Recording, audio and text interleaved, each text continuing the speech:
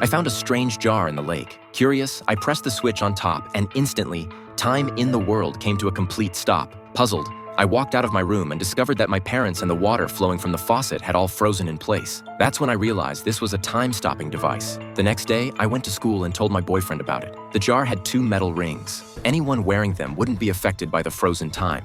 I had my boyfriend put on the other ring, then pressed the switch again. Sure enough, time stopped once more. We walked out of the classroom and saw that everyone in the hallway was completely still, motionless like lifeless sculptures. We went out into the streets, shouting and screaming with excitement. I casually took money from passersby and even put a woman's straw hat on a man's head. I stood on top of a car, feeling like I had become the master of this world. I wanted to live forever in this frozen space, enjoying time that belonged only to us. But my boyfriend wasn't as willing. He wanted to return to the original world. The next day, I brought my boyfriend to a clothing store and took a limited edition dress. I asked him if it looked good. He said it was okay, but I felt he was just being dismissive. Seeing that I was unhappy, my boyfriend reluctantly changed his response to, "It looks great." My boyfriend gradually noticed that I had become a different person, but I was clearly infatuated with this new life. We snuck into a mansion and made it our home, but happy times are always short-lived. After a month passed, my boyfriend finally asked that we return time to normal. I had no choice but to take out the time-stopping device to restore it, but unexpectedly, time didn't return to normal.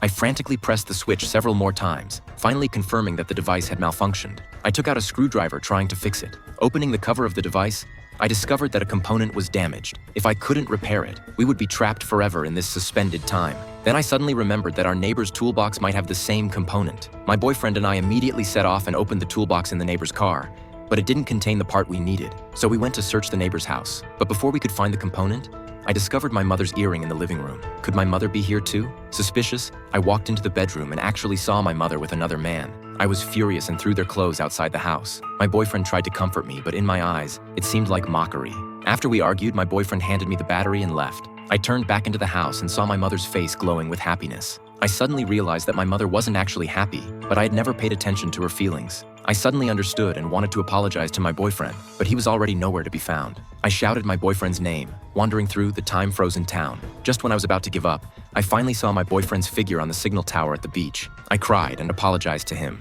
admitting that I didn't want time to return to normal because I was afraid he would leave me. But when I approached, I discovered that my boyfriend had already removed his ring. What had I done to hurt him so deeply that he would rather freeze himself than stay in the same time and space with me? That's when I fully realized that my obsession would only bring harm to others. She pressed the time-stopping device's switch again, because I understood that even if you can stop time, love can still disappear. It's the same for me, and it's the same for my mother. Everything passes in an instant. Only by cherishing the present moment and treasuring the people who are still by your side in this moment can we truly live.